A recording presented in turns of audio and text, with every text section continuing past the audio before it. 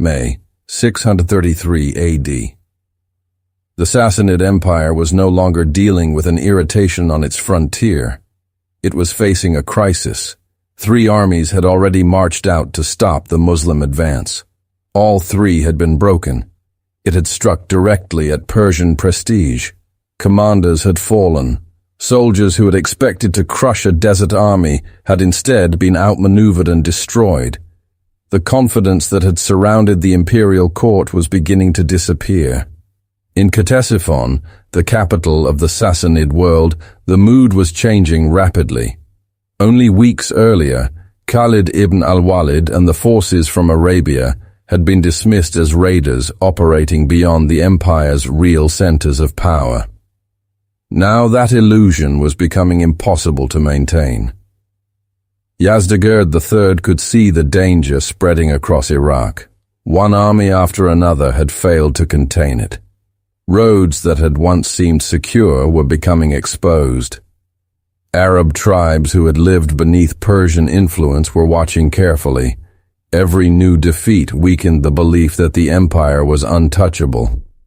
The Persian lion had been wounded, but it was far from dead, and the empire was preparing to strike again. A broad mobilization was ordered. Men capable of fighting were called into service. The Sassanid command also looked toward the Christian Arab tribes of the region, men who understood the plains, river valleys, and desert approaches just as well as Khalid's soldiers did. Among them were tribes whose anger had become personal. Their relatives and allies had already suffered in earlier clashes, especially around Wallais. They were not coming merely to defend Persian territory. They were coming for revenge. The new coalition was placed under the command of a general named Jaban. He had not been selected to perform a ceremonial role. He was being sent into a campaign that was becoming increasingly desperate. His mission was brutally simple: stop Khalid at Ulais. If he failed, the road deeper into Iraq would open. The Persian army that now gathered was therefore unlike the forces Khalid had already defeated. Imperial soldiers stood beside Arab tribal warriors. Professional troops were reinforced by men motivated by vengeance. Their strength came not simply from numbers, but from the knowledge that another defeat could bring the Muslim army closer to the cities and families behind them. Khalid ibn al-Walid was already moving toward them. Until this moment, his reputation in Iraq had rested on speed and maneuver. It rested on deception and forcing opponents into the wrong decision. At Wallais, intelligence and timing had allowed him to turn the battlefield into a trap. Ulais would be different. There would be no elegant encirclement to decide everything. No complicated maneuver would suddenly end the fight. No single psychological trick would send the Persian army running before the real fighting began. At Ulais, Khalid would have to win through endurance. And before the day was finished, the battle would become associated with one of the darkest vows of his entire Persian campaign. The field lay in a fertile region near the Euphrates, where cultivated land met the harsher edges of the desert. Waterways and canals cut through the landscape. Whoever controlled this zone controlled movement between the river settlements and the approaches from Arabia.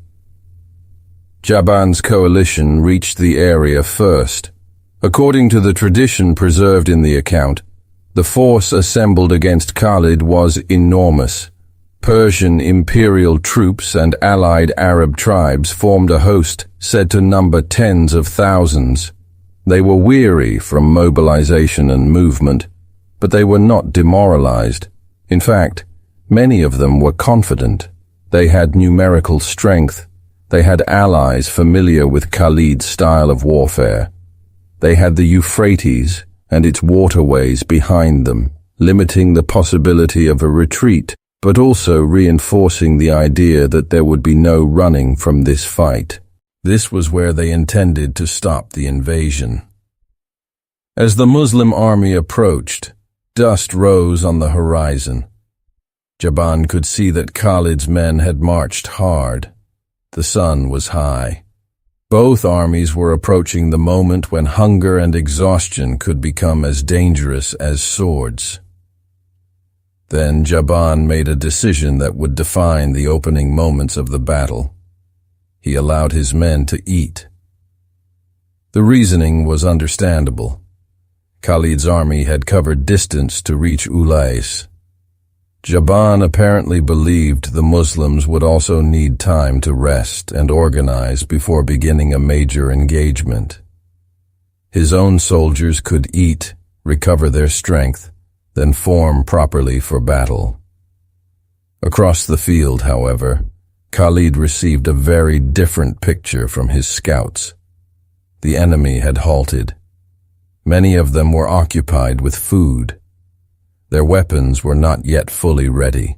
Their formations had not been completed. To Khalid, this was not a pause. It was an opening. His men had marched hard, but he refused to give the Persians the time they expected. There would be no long rest, no elaborate preparation, no polite interval in which two armies calmly organized themselves before fighting. Khalid ordered the attack. The Muslim force surged forward before Jaban's army could finish its meal. Men abandoned food and reached for shields, spears, and swords. Officers shouted commands. Tribal warriors scrambled toward their places in the line. The quiet confidence of a midday meal vanished beneath the sudden realization that the enemy was already upon them. Khalid had achieved surprise. But surprise did not produce the collapse he wanted. The Sassanid soldiers were experienced enough to recover.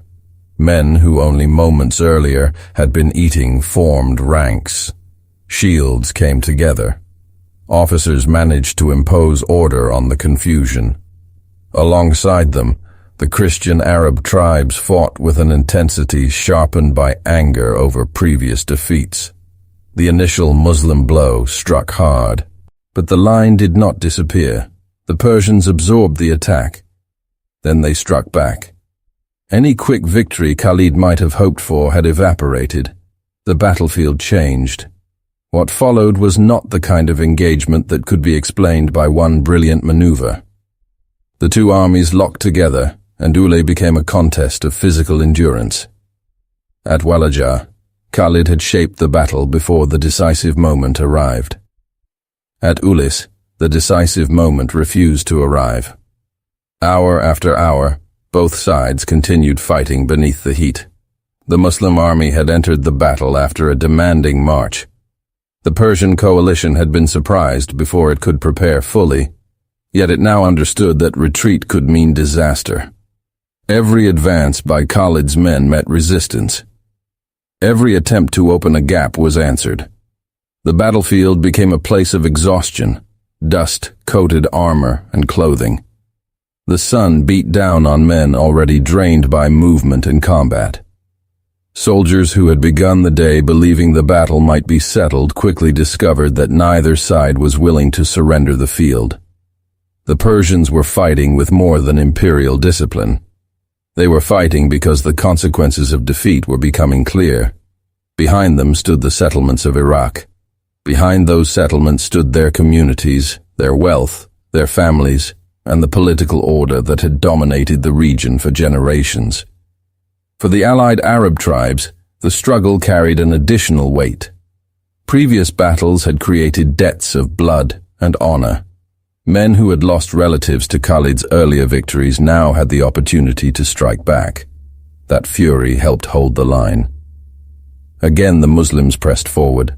Again the Persians resisted. The fighting continued into the afternoon. Khalid moved constantly along his army's front, appearing wherever the pressure seemed greatest. He committed himself directly to the struggle. He tried to force a break that tactics alone had failed to produce. Still, the Persian formation held. This was no longer an enemy already convinced of defeat. Nor was it a frightened force waiting for an excuse to flee. The coalition at Ulais understood that it might be the barrier standing between Khalid and the interior of Iraq, and so it fought accordingly. By the middle of the afternoon, exhaustion was beginning to show everywhere. Khalid could see it among his own men. The march had already taken strength from them before the first weapons met.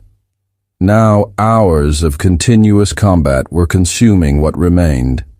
The enormous size of the enemy force seemed to make every Muslim advance disappear into another wall of defenders. For perhaps the first time in this stage of the campaign, victory no longer seemed inevitable. Khalid withdrew briefly from the immediate pressure of the line. Dust covered him. The battle continued in front of him. What had begun as an attempted surprise attack had become one of the hardest confrontations his army had yet experienced. There was no easy solution left. According to the traditional account, it was at this moment that Khalid turned toward God. He made a vow that would forever shape the memory of Ulais. He prayed for victory. He pledged that if God placed the enemy in his power, he would continue the pursuit. He vowed to press on until the waterway associated with the battlefield ran red. The promise was severe. It reflected the desperation of the moment and the brutality into which the battle had descended. Then Khalid returned to the fight. The hesitation was over.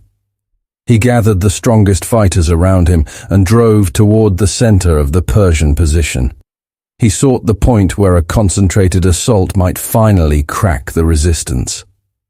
The pressure increased around Jaban's command. Khalid was no longer trying simply to push the enemy backward across the entire line. He needed a rupture. If one section failed, fear could spread into the others. A formation that had resisted for hours might collapse in minutes once soldiers began to believe the men beside them were retreating. The renewed attack hit with greater force. Muslim soldiers who had been close to exhaustion saw their commander return personally to the struggle. The effect moved through the ranks. Men who had spent hours fighting without visible progress found enough strength for another advance. The Persian soldiers answered with the same desperation. For a time, the deadlock continued. Then something changed. A section of the Persian line gave ground. It may have been only a few steps at first, but on a battlefield where neither army had yielded for hours, a few steps mattered. Pressure poured into the opening. Men who had been standing shoulder to shoulder suddenly found the formation beside them bending. Officers tried to stop the movement. Warriors attempted to close the gap. The line fractured further. What had begun as a small weakness spread. The Persian coalition had endured the surprise attack. It had endured the long afternoon. It had survived repeated Muslim assaults. But finally, its cohesion failed. The retreat began. And once the retreat started, controlling it became nearly impossible. Soldiers turned away from the Muslim advance. Units lost contact with their commanders. Men who had fought with extraordinary determination now found themselves trying to escape through terrain constrained by the waterways behind them. The disciplined resistance that had lasted for hours dissolved into disorder. Khalid's army pursued. The traditional narrative of Ulais then moves from battle into legend. The vow made during the crisis of the fighting had not been forgotten. Captives and fleeing troops were gathered near the river channels. The story says that the water flow was manipulated. It was later released, carrying the aftermath of the battle downstream. The result gave Ulais the name by which it would be remembered in later retellings: the River of Blood. The image was powerful enough to outlive the men who fought there. Water that normally sustained farms, villages, and settlements became a symbol of imperial defeat. The battle was no longer remembered merely as another Persian army destroyed by Khalid ibn al-Walid. It became a warning. The Sassanids had sent armies against him before. Those armies had failed. They had tried numerical superiority. They had tried experienced commanders. They had relied upon fortified positions, tribal alliances, and knowledge of the landscape. At Ulais, they had assembled a powerful coalition and fought with extraordinary determination. That failed as well. The cost was enormous. The account describes devastating losses among the Persian forces and their allies. Jaban survived, but the army entrusted to him was shattered. Yet the importance of Ulais was not only in the scale of the defeat. It was in how difficult the victory had been. Khalid had already faced numerous enemies across Arabia and Iraq. He had fought tribal forces, rebels, and imperial armies. His career had included confrontations against the Romans as well as the Persians. But Ulais left an impression even on him. The traditional account remembers Khalid comparing the experience with the Battle of Mu'tah, where his weapons had repeatedly broken in the violence of the fighting. Even after everything he had seen there, he regarded the Persian soldiers at Ulais as exceptional opponents. That admission matters. Victors rarely strengthen their own reputation by praising the men they have defeated, unless the resistance had been impossible to ignore. Ulais was not a simple Persian collapse. The coalition had nearly turned the battle into a contest Khalid could not quickly solve. His usual advantages of movement and surprise had created the opening, but they had not decided the outcome. Once Jaban's troops recovered, the two armies were forced into a long and exhausting struggle. Khalid had needed everything his army could give. That made the final victory even more damaging to Persian morale. If the Sassanids could assemble a large force, reinforce it with local tribes, survive a surprise assault, and still eventually be broken, what remained? The psychological consequences reached far beyond the battlefield. Every defeat reduced the empire's ability to convince local populations that Persian protection was permanent. Every fallen army weakened the network of authority that connected Ctesiphon to the frontier. Every Muslim victory gave Khalid new freedom of movement. And after Ulais, the route toward some of the most important settlements of Lower Iraq became increasingly exposed. The campaign was changing character. Khalid was no longer merely fighting armies sent to drive him back toward Arabia. He was beginning to dismantle the system standing between him and the cities of Iraq. News of the victory eventually traveled back toward Medina. There, Caliph Abu Bakr received reports of what Khalid had achieved. The battle added another chapter to the already extraordinary reputation of the commander who had become known as the Sword of Allah. The reaction attributed to Abu Bakr captures the sense of astonishment surrounding Khalid's victories. He declared that another man like Khalid would not easily be produced again, but Khalid had little time to celebrate. The battlefield at Ulais was only one stage of a larger campaign. Ahead stood another prize, Hira. Unlike the armies Khalid had destroyed in open battle, Hira represented something different. It was a city, a political center. The settlement was wealthy, linked to Iraq's Arab Christian communities, and set beside the Euphrates. Walls could not panic. Fortifications could not be surprised during a meal. A city could close its gates and force an attacker to solve an entirely different military problem. The leaders of Hira could therefore look at what had happened to the Persian armies and still hope their walls would save them. Khalid had proven himself in mobile warfare. He had shown that he could march faster than his enemies expected. He had shown that he could turn their formations against them. He had shown that he could exploit hesitation within moments. And at Ulais, he had shown that when maneuver failed to decide the fight, his army could still hold. It survived a brutal contest of endurance. But siege warfare would present another test.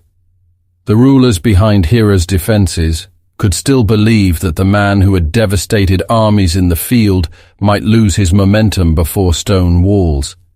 They trusted defensive works and fortified positions to stop him. They were about to discover whether that belief was justified. Behind Khalid lay a battlefield that would become infamous. Ahead of him stood the gateway to the next stage of the conquest. The Persian field forces had been struck again and again. Their allied tribes had thrown themselves into the struggle and had failed to stop him. The Euphrates corridor was opening, and the army that had survived Ulais was already preparing to move. Khalid ibn al-Walid had entered the battle expecting to exploit an enemy caught at its meal. Instead, he had found some of the fiercest resistance in his campaign. The Persians had recovered from surprise. They had stood their ground. They had forced the Muslims into hours of exhausting combat beneath the heat. For much of the day, the outcome remained uncertain, but when the Persian line finally broke, the defeat became catastrophic. That is what made Ulais different from the battles that came before it. It showed Khalid's tactical intelligence and his ability to keep pressing when tactics alone were not enough. At Wallais, he had defeated the enemy through design. At Ulais, he defeated them through relentless pressure. From the memory of that struggle came the story of a river whose name became inseparable from the violence of the campaign. The Battle of Ullais was over, but the conquest of Iraq was not. The next target was waiting behind walls. Hira believed itself safe. Khalid was already coming.